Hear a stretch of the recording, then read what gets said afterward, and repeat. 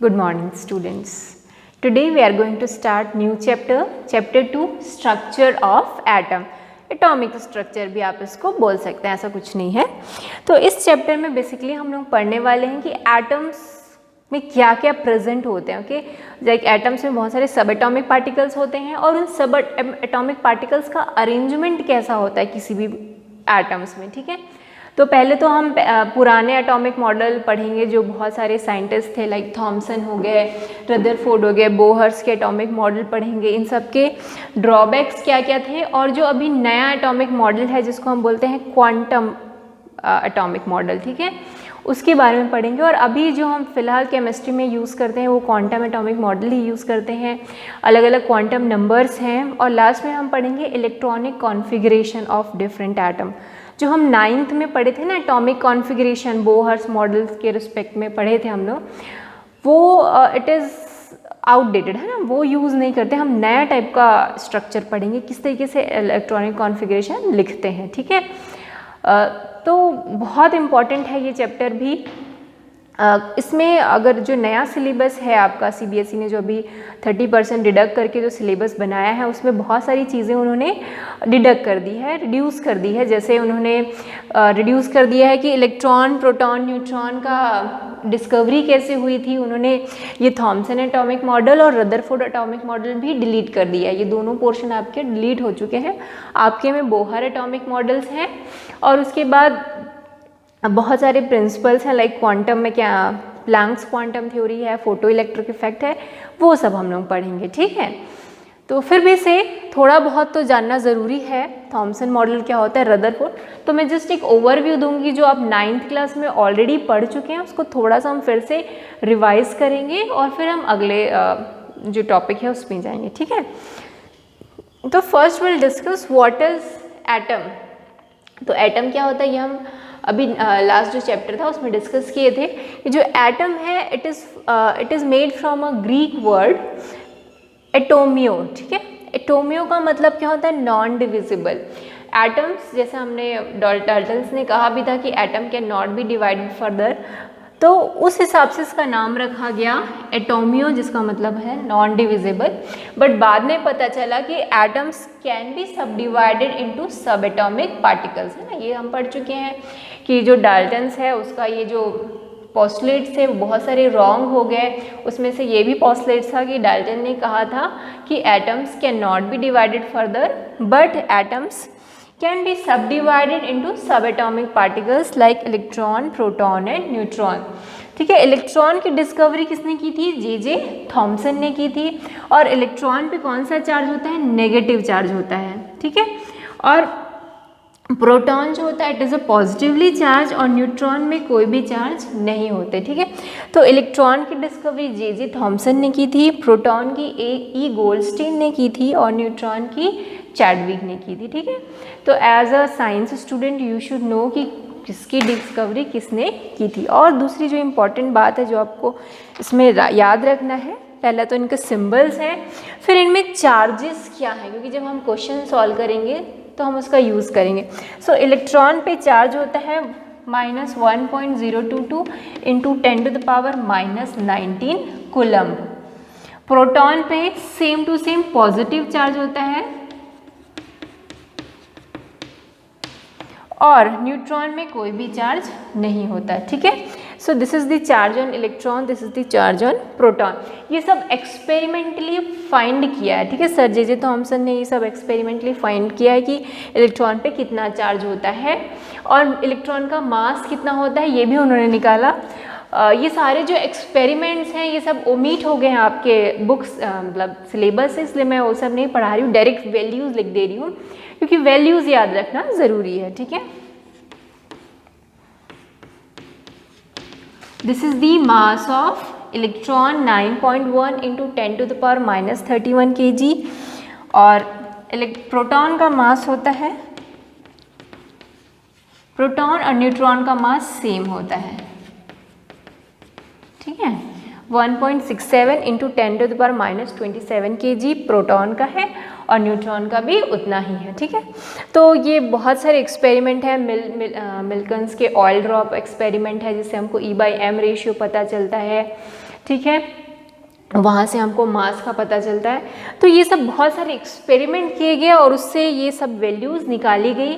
अभी जो एक्सपेरिमेंट्स हैं वो सब रिड्यूस हो चुके हैं, आपके सिलेबस से डिलीट हो चुके हैं, तो आपको ये वैल्यूज़ ही याद रखनी है अब, ठीक है। So what are the different sub atomic particles? Electron, proton and neutron. Electron क्या होता है? Negatively charge, proton is a positively charge and neutron is no charge. This is the charge on electron, charge on proton, है ना। This is the mass of electron and mass of proton and neutron. आप देखोगे mass of electron is very less than the mass of proton and neutron. दोनों के मास से उसका मास बहुत ही कम होता है, इसलिए जनरली हम इसका मास क्या मानते हैं? नेग्लिजिबल मानते हैं, ठीक है। जब हम मास कैलकुलेट करते हैं तो इसके मास को हम नहीं कंसिडर करते, है ना। आपको याद है एटॉमिक मास कैसे लेते थे हम? Mass number is equals to number of proton plus number of neutron. ये वाला फॉर्मूला याद है? m is equals to p plus n, number of proton plus number of neutrons. तो ये सब हम पढ़ चुके हैं। एटॉमिक मास क्या होता है? Atomic mass is equals to number of protons plus number of neutron, ठीक है। ये पढ़ चुके हैं हम एटॉमिक मास। फिर हमने पढ़ा था एटॉमिक नंबर क्या होता है? Atomic number is equals to number of protons. ये क्लियर हुआ? ये हम 9th में पढ़ चुके हैं, 9th 10th में। वैसे ही atomic number is equals to होता है नंबर ऑफ प्रोटॉन्स। जितने प्रोटॉन्स है वही उसका एटॉमिक नंबर है, ठीक है। और जितने नंबर, कोई भी अगर न्यूट्रल एटम है, ओके, हमारे पास कोई एटम है जो चार्ज नहीं है, न्यूट्रल है, तो जितने नंबर ऑफ उसमें प्रोटॉन होंगे उतने ही नंबर ऑफ उसमें क्या होंगे? इलेक्ट्रॉन्स होंगे। ये याद रखना बहुत इंपॉर्टेंट है। कोई भी न्यूट्रल एटम्स हैं तो उसमें number of proton is equals to number of electrons होते हैं। न्यूट्रल एटम की बात हो रही है, हाँ, चार्ज्ड एटम, आयंस की बात नहीं हो रही है। आयंस में अलग अलग हो सकते हैं, बट एटम्स में हमेशा नंबर ऑफ प्रोटॉन्स और इलेक्ट्रॉन्स क्या होते हैं? सेम होते हैं। और atomic number is equals to number of proton. तो ये बेसिक चीज़ें हैं जो आपको एक एटम के बारे में पता होनी चाहिए। अगर आप ये सब भूल गए हैं तो 9th की जो बुक है उससे चैप्टर 3 और चैप्टर 4 रिवाइज कर लो, बहुत इंपॉर्टेंट है ना। उस समय भी जब आपको 9th पढ़ा रहे थे तो भी आपको बताया गया था कि बहुत इंपॉर्टेंट है ये सब चीज़। सो यहाँ तक, ठीक है। This is the basic of some atom. फिर बहुत सारे साइंटिस्ट हुए, उन्होंने अलग अलग टाइप के एक्सपेरिमेंट करके अपने अपने पोस्टुलेट्स दिए कि एटम का स्ट्रक्चर कैसा होता है। तो सबसे पहले थॉमसन आए, उन्होंने बोला एटम कैसे होता है? एटम जो है it is a like sphere, है ना, पॉजिटिवली चार्ज स्फीयर की तरह होता है। ऐसा एक स्फीयर है जो क्या है? पॉजिटिवली चार्ज है और उसमें इलेक्ट्रॉन्स जो है वो एम्बेडेड होते हैं, ठीक है। ये वाला याद आया आपको थॉमसन का मॉडल? उन्होंने क्या बोला कि जो एटम्स है it is a positively charge sphere जिसमें इलेक्ट्रॉन्स एम्बेडेड होते हैं। जस्ट लाइक वाटरमेलन का जो रेड पार्ट है, आप उस रेड पार्ट को कंसिडर करो कि वो एक एटम का पॉजिटिव चार्ज है और उसमें जिस तरीके से उसके सीड हैं वो क्या है? नेगेटिव चार्ज है, ठीक। ये तो कोई नई बात नहीं है, 9th में पढ़ चुके हैं हम लोग, ठीक।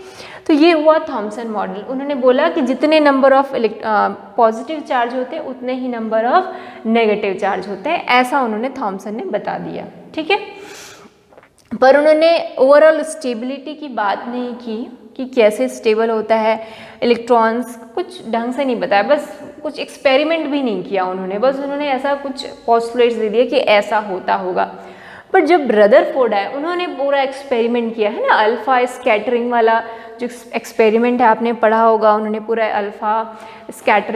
अल्फ़ा पार्टिकल स्कैटरिंग एक पूरा सेटअप तैयार किया। क्या किया उन्होंने? एक यहाँ से ऐसे एक बॉक्स था, ठीक है, इस बॉक्स से अल्फ़ा पार्टिकल्स निकल रहे थे और अल्फ़ा पार्टिकल्स की उन्होंने बॉम्बार्डिंग की एक गोल्ड फॉइल पे, याद है। और यहाँ पर कि स्क्रीन लगा दिया उन्होंने, ऐसा एक फ्लोरोसेंट स्क्रीन लगा दिया और यहाँ से अल्फ़ा पार्टिकल की बॉम्बार्डिंग की और बॉम्बार्डिंग करके कुछ तो अल्फ़ा पार्टिकल कहाँ चले गए? स्ट्रेट चले गए, कुछ क्या हो गए? डिफ्लेक्ट हो गए और कुछ क्या हो गए? फिर से वापस आ गए, ये वाला एक्सपेरिमेंट याद है। फिर रदरफोर्ड ने बताया कि एटम के सेंटर में क्या होता है, न्यूक्लियस। इस एक्सपेरिमेंट से उन्होंने बताया कि कोई भी जो एटम है, ठीक है, जो एटम है वो इस तरीके से होता है कि उसका आधा से ज़्यादा पार्ट है किसी भी एटम का वो एम्प्टी होता है और उसके बीच में न्यूक्लियस होता है जिसमें सारा पॉजिटिव चार्ज क्या है, कॉन्सेंट्रेटेड है, ठीक है। और जो इलेक्ट्रॉन्स होते हैं इस न्यूक्लियस की चारों तरफ क्या करते हैं, इस तरीके से रिवॉल्व होते रहते हैं, ठीक है। उन्होंने ये बताया था कि न्यूक्लियस जो है वो सेंटर में होता है, जो उसमें सारा उसका मास, इस एटम का सारा मास और सारा पॉजिटिव चार्ज इस न्यूक्लियस में कंसंट्रेटेड होता है। और जो इलेक्ट्रॉन्स होते हैं इस न्यूक्लियस के चारों तरफ क्या करते हैं, रिवॉल्व करते हैं। इतना रदरफोर्ड ने बता दिया, काफ़ी पास पहुंच गया था, है ना रदरफोर्ड। थॉमसन तो ठीक है, उन्होंने ये जरूर बताया कि जो इलेक्ट्रॉन्स और नंबर ऑफ इलेक्ट्रॉन्स और प्रोटॉन इक्वल होते हैं तभी जो है एटम इलेक्ट्रिकली न्यूट्रल होता है, बट बहुत ज़्यादा अच्छा अचीवमेंट नहीं था। पर रदरफोर्ड काफ़ी करीब पहुंच गए थे, उन्होंने न्यूक्लियस की डिस्कवरी कर दी। उन्होंने बताया कि एटम के सेंटर में क्या होता है, न्यूक्लियस, और इलेक्ट्रॉन उसके चारों तरफ रिवॉल्व करते हैं।